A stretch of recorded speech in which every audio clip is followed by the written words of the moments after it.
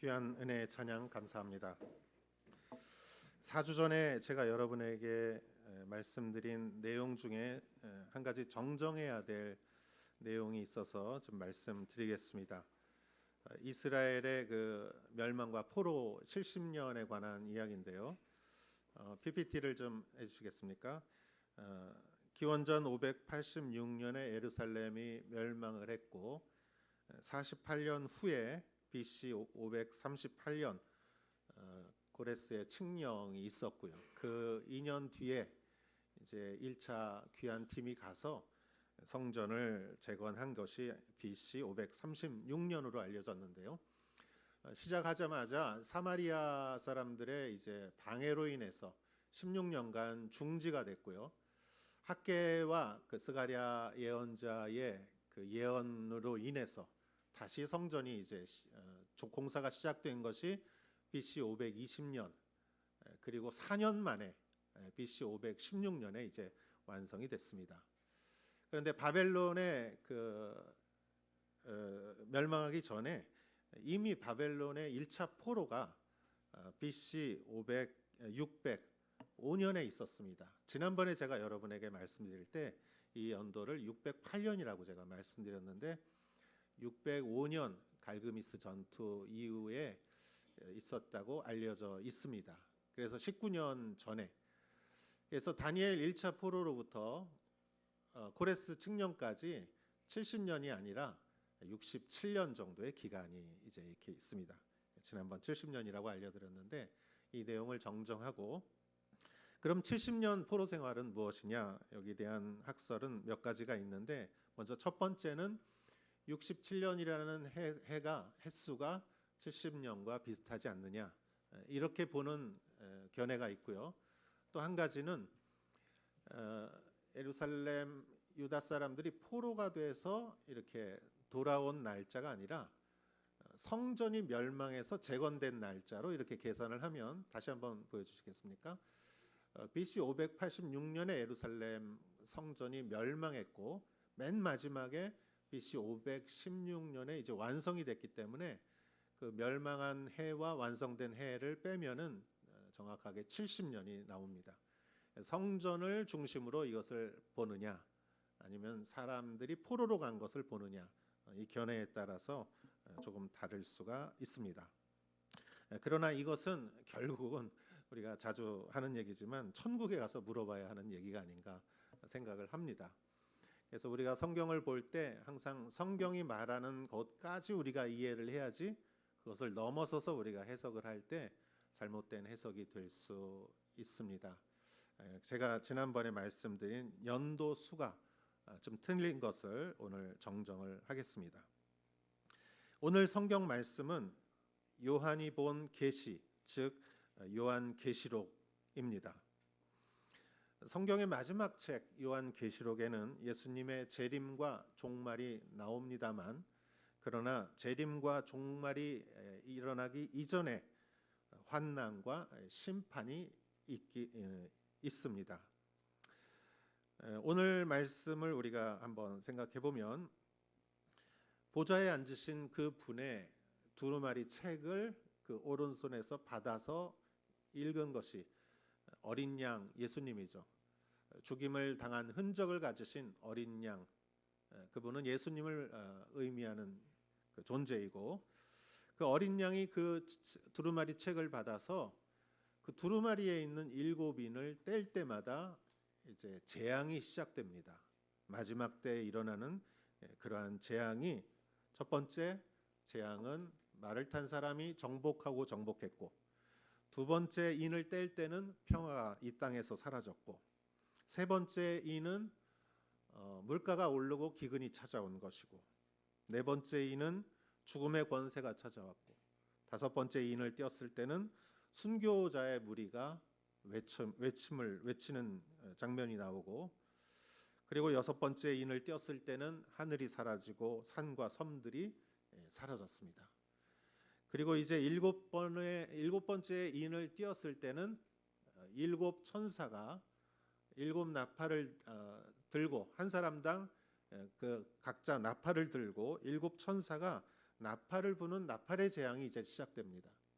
그래서 첫 번째 나팔을 불었을 때 땅의 3분의 1이 타버렸고, 두 번째 나팔을 불었을 때 바다의 3분의 1이 피로 변했고, 세 번째 나팔을 불었을 때 강들의 3분의 1이 쓴 쑥으로 변해서 그것을 먹는 사람들이 죽음을 당했고, 네 번째 나팔을 불었을 때 해와 달과 별들의 3분의 1이 그 빛을 잃었습니다. 지금까지 네 번 동안의 나팔 소리에 의해 재앙이 온 것은 땅과 바다와 강들과 이루할 성신, 즉 하나님께서 창조하신 피조물의 세계에 그러한 어떤 멸망이 3분의 1씩 왔습니다. 그리고 다섯 번째 천사가 나팔을 불었을 때는 무저갱에서 황충이 나와서 그 이마에 하나님의 인을 받지 않은 자들을 전갈의 독과 같은 독으로 인해서 그들을 괴롭히고 죽을 수도 없는 욥의 고통과 같은 그런 고통을 느끼게 합니다.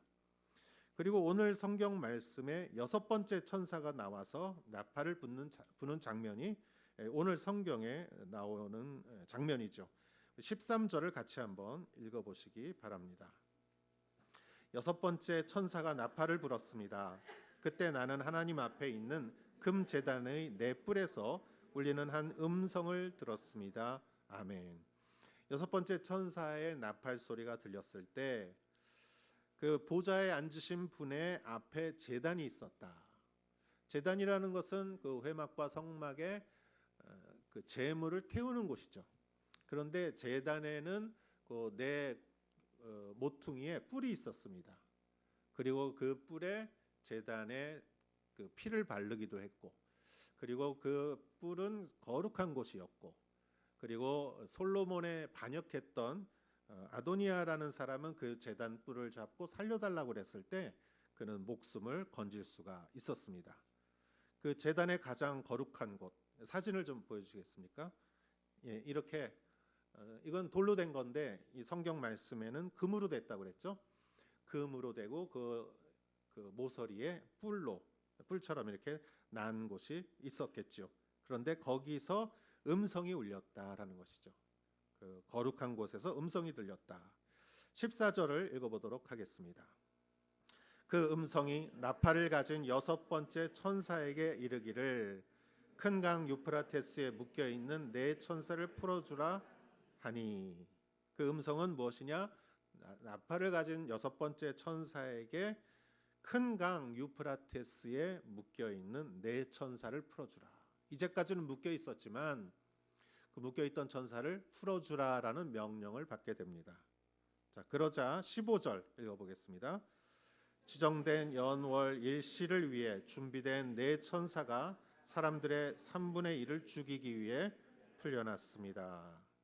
이번에는 피조물이 아니라 사람들의 고통이 아니라 이번에는 죽음의 그런 결과를 이르게 하는 그러한 재앙이 찾아온 것이죠.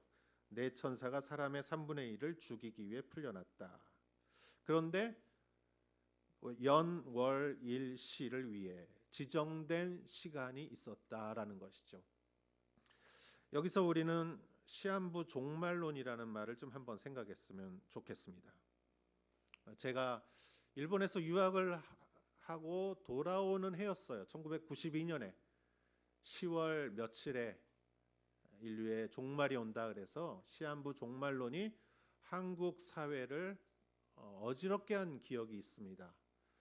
아이들을 학교에 보내지 않고 직장에도 나가지 않고 일하지 않고 모든 사람들이 한 곳에 모여서 종말을 기다리는 그러한 장면이 TV에도 나왔죠. 그러나 그날이 지나도 종말은 오지 않았습니다.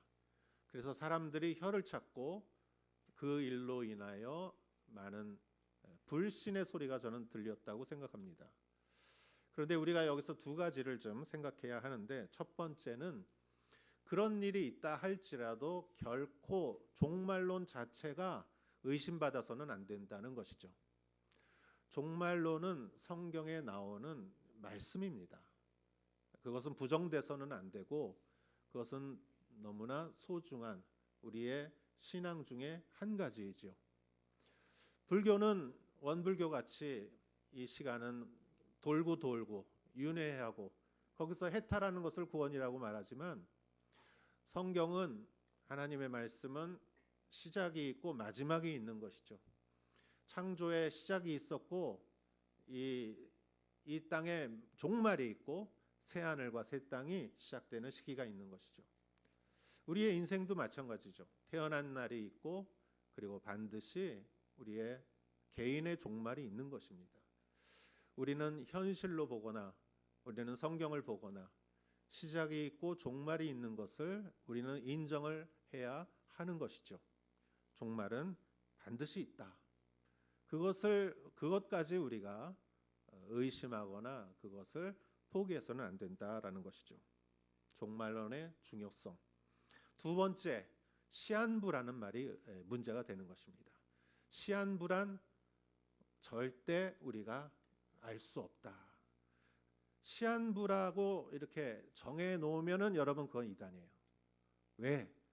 하나님은 그거를 우리에게 모르게 하셨어요. 우리가 모르기 때문에 평소에 그 마지막을 준비하는 것이지, 알면은 여러분 그 5분 전까지 실컷 놀다가 5분 전부터 준비하지 않겠습니까? 하나님이 원하시는 것은 그것이 아니에요. 우리에게 거룩한 삶을 살게 하기 위한 것이죠. 연, 월, 일, 시를 하나님은 결코 가르쳐 주시지 않습니다. 그러나 지정된 연, 월, 일, 시에 이러한 재앙이 온다는 것이죠. 그리고 어떤 재앙이 오는가, 16절에서 19절 내용인데 16절을 한번 읽어보도록 하겠습니다. 그들이 거느린 마병대의 수는 2억이나 됐는데 나는 그들의 수를 들었습니다. 아멘. 이 사도 요한은 그 내천사로 인해서 이렇게 그들이 거느린 마병, 그러니까 말과 그 기병들, 그 숫자가 2억이었다. 요한이 그걸 셀 수는 없었을 거예요. 그 숫자를 들었다라고 여기 성경에 나오고 있어요. 여러분, 2억이나 되는 병력을 가진 나라는 이 세상에 없습니다. 지구상에 가장 많은 병력을 가진, 군대를 가진 나라는 중국인데 제가 찾아보니까 220만 정도 된다고 합니다. 여러분, 220만, 2억이면은 220만의 100배이죠. 여러분, 그러한 2억이라는 마병의 숫자가 얼마나 엄청난 숫자인가 우리는 여기서 느낄 수가 있죠. 17절 말씀 읽어보도록 하겠습니다. 내가 환상 가운데 본 말들과 그 위에 탄 이들의 모습은 이렇습니다. 그들은 붉은 빛과 자줏빛과 유황빛 나는 흉갑을 두르고 있고 말들의 머리는 사자들의 머리 같고 그들의 입에서는 불과 연기와 유황이 나오고 있습니다. 환상 가운데 본 말과 그 위에 탄 이들의 모습은, 그 위에 탄 기병들은 세 가지의 그 흉갑을 두르고 있었다. 어떤 기병은 자줏빛 흉갑을 두르고 있었고 빛과 같은, 불과 같은 붉은색이었다. 또 두 번째, 붉은 빛이라는 말은 불과 같이 타는 빛이었다라는 것이에요. 그다음에 두 번째 자줏빛이었다. 그리고 세 번째 유황빛 나는 노란색 같은 그러한 흉갑을 두르고 있었다. 그리고 그 말들의 머리는 사자 모양을 하고 있었다. 그리고 그 사자 모양의 머리에서 나는 세 가지가 있었는데 그것은 불과 연기와 유황이 나왔다. 상상하면은 여러분 굉장히 무시무시한 그런 모습이었을 것이죠. 18절 말씀 읽어보겠습니다. 이 세 가지 재앙 곧 말들의 입에서 나오는 불과 연기와 유황으로 인해 사람의 3분의 1이 죽임을 당했습니다.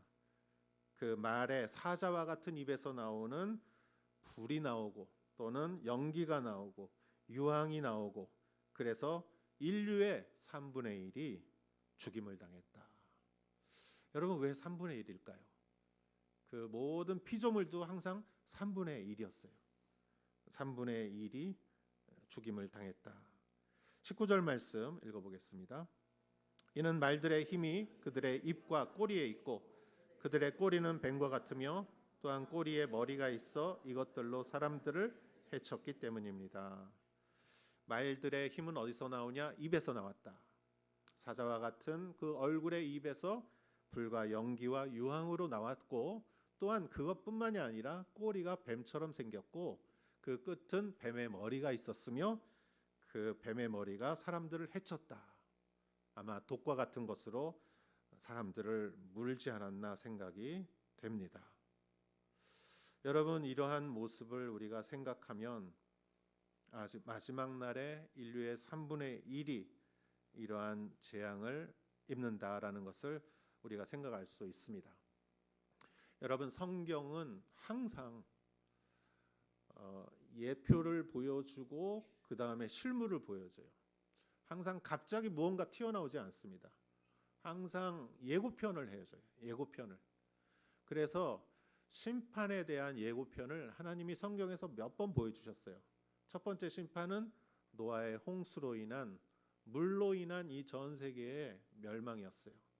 노아의 홍수. 물로 내가 멸망할 수 있다라는 것을 보여주신 거예요. 그러나 그 가운데에도 하나님은 그 가족들을 방주에서 구원해 주셨죠. 또 성경에는 아브라함의 조카 롯이 있었던 소돔과 고모라 불과 유황으로 그 도시를 심판을 하십니다. 그러나 그 가족을 구원해 주시죠. 또한 하나님께서는 이스라엘의 백성들, 그 북이스라엘은 아시리아로 인해서, 남유대는 바벨론으로 인해서 그들은 멸망, 예루살렘이 완전히 멸망하고 성전은 회파되고 사람들은 포로로 끌려가게 됩니다. 이러한 모든 것들은 한 가지의 메시지를 주고 있는 거예요. 그것은 하나님은 심판하실 수 있다. 그러한 예표를 보여주시고 정말 진짜 일어나는 심판은 지금 이 모습인 것이죠. 그렇기 때문에 심판은 있다.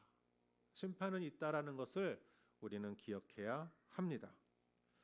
여러분, 웨스트민스터 신앙 고백에 의하면 33장에 심판에 대해서 세 가지 정의를 내리고 있습니다. 거기에 첫 번째, 두 번째 정의를 한번 보도록 하겠습니다. 같이 한번 보여주시고 같이 읽겠습니다. 하나님은 예수 그리스도로 하여금 세상을 공의로 심판하실 날을 정하셨는데 그분은 성부께로서 모든 심판하는 권세를 받으셨다. 아멘. 이 말이 의미하는 것은 심판은 정해져 있다. 심판은 있다. 심판은 있습니다. 마지막은 있습니다. 그 마지막이 오기 전에 우리의 인생의 마지막도 있습니다. 그리고 그 심판의 주는 누구냐? 예수 그리스도시다. 심판은 있다. 두 번째, 같이 한번 읽어보겠습니다. 하나님께서 이 날을 정하신 목적은 택하심을 입은 자들의 영원한 구원에서 그분의 자비로운 영광을 나타내시고 악하고 불순종하고 버려두신 자들의 영벌에서 그분의 공의로우신 영광을 나타내기 위함이다. 그러면 이 심판의 목적은 무엇인가? 왜 이 심판을 하나님은 정하셨는가? 목적은 두 가지가 있습니다. 영원한 구원에서 하나님의 구원받은 사람들, 하나님의 사랑으로 구원받은 사람들에게 하나님의 영광이 드러나고, 또 반대로 불순종하는 사람들은 영벌에서 공의로운 하나님의 영광이 드러난다. 하나님의 속성은 두 가지가 있습니다. 사랑과 공의. 이 두 가지는 건전지의 플러스와 마이너스처럼 서로 반대가 돼요. 사랑은 용서하는 것이고 공의는 심판하는 것이죠. 정확하게. 하나님은 이 두 가지를 다 갖고 계세요. 그래서 하나님은 구원받은 자들을 사랑으로 구원하심으로 인하여 영광을 받으시고 영벌을 받을 불순종하는 사람들에게는 영벌을 내림으로써 하나님의 공의가 드러나는 것이에요. 그래서 여러분을 통해서는 무엇이 드러납니까? 하나님의 사랑이 드러난 것이죠. 할렐루야. 하나님의 사랑을 드러내시는 여러분 되시기를 축원합니다. 그렇다면 20절과 21절을 같이 한번 읽어보도록 하겠습니다. 이 재앙에서 죽임을 당하지 않고 남은 사람들은 자기 손으로 저지른 일들을 회개하지 않고 도리어 귀신들과 금, 은, 청동, 돌, 나무로 만든 보거나 듣거나 걷지도 못하는 우상들에게 경배했습니다. 그들은 또 그들의 살인과 그들의 복술과 그들의 음행과 그들의 도적질을 회개하지 않았습니다. 아멘. 하나님은 3분의 1을 심판하셨지만 3분의 2를 남겨주셨습니다. 그것은 회개하게 함이지요.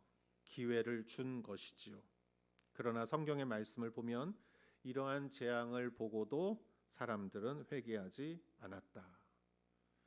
우상 숭배를 계속했고 그들의 마음에 살인과 복술과 음행과 도적질을 회개하지 않았다. 왜 그럴까? 여러분, 이 세상에 가장 딱딱한 것은 아마 다이아몬드라고 생각하지만 다이아몬드보다 더 딱딱한 게 있어요. 그거는 사람의 강팍한 마음입니다. 이러한 재앙을 보고도 회개하지 않는 사람이 있었다라는 것이죠. 웨스트민스터 신앙 고백 33장 심판에 관한 세 번째 정의를 한번 보도록 하겠습니다. 그리스도는 우리가 심판할 날이 있을 것이라고 확신하기를 바라시는데 그것은 모든 사람의 범죄를 맞으시고 고난에 처한 경건한 자들을 더 크게 위로하시기 위함이다. 마찬가지로 그분은 그날을 사람들에게 알려주지 않으셨는데 그것은 그들에게 주께서 오실 그 때를 모름으로 인해서 모든 세상적 안일함을 떨쳐버려 항상 주의하고 주 예수 어서 속히 오소서 아멘이라고 말할 준비가 항상 되어 있게 하시기 위함이다. 아멘. 여러분, 이 세 번째 정의에 있어서 중요한 것은 그리스도는 심판날을 알려주세요. 여러분, 하나님이 왜 사도 요한을 통해서 요한계시록을 쓰게 하시고 요한계시록을 쓴 이 글을 우리가 읽게 하셨을까요? 하나님은 우리가 요한계시록을 읽기를 원하세요. 2000년 전에 쓰여졌지만 그 마지막의 환상을 보고 그 쓰여진 글을 2000년 후에 우리는 읽습니다. 그것은 목적이 있습니다. 사람의 범죄를 막으시고 우리가 항상 하나님 앞에 회개하는 자가 되기를 원하시기 때문이죠. 하나님은 그 마지막 날 미래를 말씀하시는 것은 그 목적이 현재를 위한 것입니다. 그리고 여기에도 절대 그 날짜를 알려주지 않는다고 하셨어요. 그것은 우리가 안일함을 떨쳐버리고 항상 주의하고 우리가 신앙 고백을 할 수 있는 준비가 항상 되어 있게 하기 때문이다. 신랑을 맞이하는 신부가 등불을 가지고 기름을 가지고 그 신랑을 계속 기다리는 것과 같이 그리스도의 날을 위하여 기다리며 살아가는 그 삶이 거룩한 것이고 그 삶 자체가 소중한 것이기 때문에 하나님은 결코 그 날짜를 알려주지 않으십니다. 그 날짜를 지정했다면 그것은 반드시 이단일 것입니다. 그러나 하나님은 또 마지막에 있는 것을 마지막 날, 종말의 날에 관해서는 우리에게 꼭 말씀을 해 주십니다. 그것은 마지막을 알기 때문에 우리는 현재를 바르게 살아갈 수 있기 때문이죠. 군대에서 사격 훈련을 할 때 항상 장총을 가지고 이렇게 훈련을 하는데 총을 이렇게 겨누면은 눈앞에 동그란 게 작은 게 있어요. 그리고 총신 마지막 끝에 움푹 패인 데가 있어요. 그래서 이 동그라미하고 그 끝에 있는 그 쇠하고를 딱 일치시켜서 맞춰야 돼요. 그리고 또 한 가지 관역의 중앙을 맞춰야 돼요. 이 세 가지를 일치시켰을 때 우리가 숨을 멈추고 흔들리지 않게 이걸 고정시키고 쏘면은 총알이 관역에 맞게 되는 것이죠. 여러분, 죄라는 것은 관역을 벗어난 게 죄입니다. 성실하지 않은 게 죄가 아니고 여러분 열심히 살지 않은 게 죄가 아니에요. 죄는 하나님이 우리에게 정해주신 그 관역을 벗어나는 게 죄예요. 관역을 벗어나면은 점수가 없습니다. 여러분, 우리의 삶은 하나님이 주신 그 마지막 날, 그 목적을 향해서 살아가야 하는데, 그 날을 보는 이유는 우리가 현재를 잘 살기 위함이죠. 현재를 올바르게 살기 위함이죠. 관역을 보면서 내 그 총의 두 가지의 그 기준을 맞추지 않겠습니까? 여러분, 우리가 마지막 날을 알아야 하는 것은, 그것은 우리에게 귀한 지혜를 가져다 주는 것이죠. 저는 목사로서 장례식을 많이 합니다. 장례식을 할 때마다 참 슬픔 속에서도 은혜가 많습니다. 왜냐? 거기서 주는 교훈이 너무 크기 때문이에요. 인생은 마지막이 있다. 그거를 하나님은 우리에게 현실적으로 눈앞에 생생하게 가르쳐 주세요. 그리고 그 앞에 우리 모든 사람은 겸허하게 되는 것이죠. 그렇다면, 이렇게 마지막이 있다면 내가 무엇을 위해서 살아야 할까?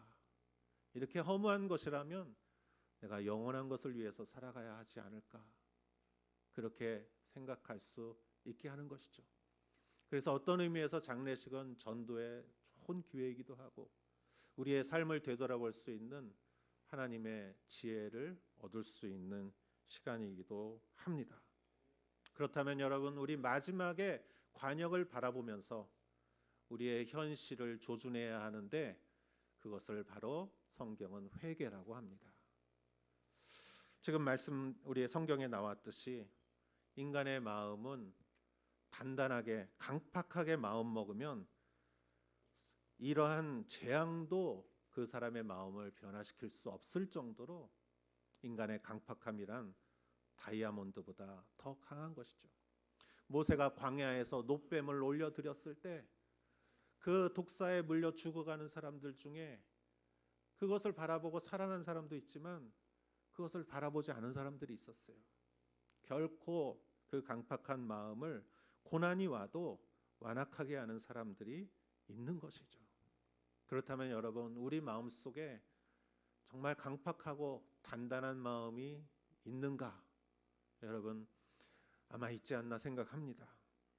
여러분, 우리가 생각할 때 죽기보다 하기 싫은 게 있는 사람은 아마 있는 것 같아요. 죽기보다 하기 싫은 게 있습니까? 나는 체면 구기는 거는 죽기보다 싫어. 나는 내가 옳다고 생각하는 거를 해야지 그거를 굽히는 거는 죽기보다 싫어. 나는 특정한 상처를 만지거나 누구를 용서하는 것이 죽기보다 싫어. 나는 잘난 척하는 사람들한테 머리 숙이는 거 죽기보다 싫어. 나는 무시당했다고 생각하면은 나는 너 죽고 나 죽자. 이렇게 쉽게 말해버리는 마음 속에는 우리 안에 강팍하고 단단하고 회개하지 못하는 마음이 있다는 증거가 아닌가 생각합니다. 여러분, 이것은 회개를 방해합니다. 재앙이 와도 결코 회개하지 않습니다. 우리는 돌 같은 굳은 마음을 솜털처럼 변화시켜야 하는 것입니다. 성경에 에스겔이라는 예언자가 나옵니다.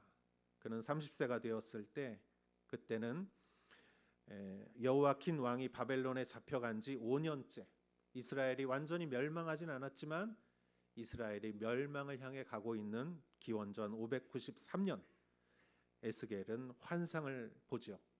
그러면서 유다가 멸망하지만 다시 회복되는 환상을 보면서 이러한 말씀을 받습니다. 에스겔서 11장 19절 말씀 보도록 하겠습니다. 내가 그들에게 한 마음을 주고 그들 속에 새로운 영을 불어넣을 것이다. 내가 그들에게서 돌같이 굳은 마음을 제거하고 살같이 부드러운 마음을 줄 것이다. 아멘. 돌같이 굳은 마음을 제거하고 살같이 부드러운 마음을 줄 것이다. 회개하는 것이 축복의 통로입니다. 제 간증을 하고 마치도록 하겠습니다. 10년 전에 저는 이 오사카 온누리 교회를 사임하고 가족과 함께 유스위즈 미션 제자 훈련을 6개월간 갔습니다. 저희 딸은 중3, 가장 무섭다는 중2, 중3도 무섭습니다. 저희 아들은 1학년, 초등학교 1학년이었고 아내와 저는 3개월간 강의를 받고 2개월간 해외 아우리츠를 나갔습니다. 가는 곳마다 무언극을 했습니다. 음악과 함께 드라마를 했고 저는 예수님의 역할을 맡았고 저의 딸은 타락한 인간이 나중에 회복돼서 예수님을 만나는 역할을 했습니다. 저는 그 역할이 너무너무 하기 싫었습니다. 왜냐하면 저는 8년 동안 오사카에서 목회자로서 목회를 하면서 저희 교회에 수많은 아웃리치 팀들이 와서 그 드라마를 했을 때 저는 여기서 보는 입장이었지 정말 제가 이런 걸 하는 입장인 줄 몰랐어요. 그런데 저보고 예수님 역할을 하라고 해서, 왜냐하면 저희 딸이 인간의 역할을 하니까 마지막에 포옹을 해야 되는데 우리 딸하고 포옹할 수 있는 남자는 저밖에 없었어요. 저보고 해야 된다고 그래서 저는 안 한다고 하다가 했어요. 순종했습니다. 그리고 제가 하기 싫은 두 번째 이유가 있었는데 저희 딸하고 굉장히 사이가 안 좋아서, 사춘기 딸이 아버지와 사이 좋지 않은 것은 어느 집이나 다 비슷한 것 같은데 마지막에 허그하는 거를 저희 딸이 너무 싫어하더라고요. 저도 그것에 대해서 좀 당황을 해서 어떻게 해야 될지 몰랐습니다. 그러나 2개월 동안 아우리치를 다니면서 가는 곳마다 드라마를 해야 했어요. 저는 할 때마다 고민했습니다. 이거를 해야 하나. 저는 정말 큰 결심을 하지 않으면은 하지 못하는 그러한 마음으로, 그러나 순종하면서 했습니다. 10년이 흘렀고 저희 딸은 대학교를 졸업했고 지금은 취직해서 지금은 저하고 굉장히 좋은 관계를 유지하고 있습니다. 그런데 지금 생각해 보면 10년 전에 저의 그 지쳤던 그 상황과 제 가족과의 유대감을 좀 상실했던 그 시대에 저를 지탱해 줬던 것이 바로 이 드라마가 아니었나. 지금 생각하니 그 드라마가 저를 지탱해 주었다고 저는 믿습니다. 여러분, 제가 작은 순종을 했을 때 그것이 저의 영적으로 저의 가족을 지켜준 것이라고 저는 생각을 합니다. 여러분, 오늘 말씀은 심판과 회개입니다. 사람이 마음 먹으면 심판을 봐도 회개를 못합니다. 그러나 하나님께서는 심판을 보여주는 동시에 손을 벌리고 우리에게 돌아오라고 손을 벌리고 계신 주님이심을 믿으시기 바랍니다. 오늘 말씀에 어울리는 찬양이 있어서 좀 시간이 많이 갔지만 우리 같이 한번 찬양하고 기도하도록 하겠습니다. 여호와께 돌아오라 같이 찬양하도록 하겠습니다.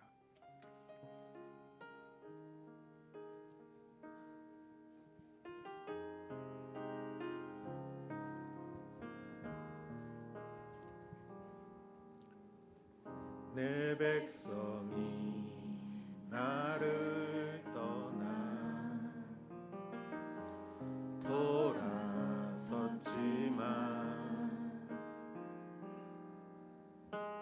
내 사랑이 내 백성을 포기 못하니 내 모든 것 내어주고 나 그들을 얻으리라. 여호와께 돌아오라.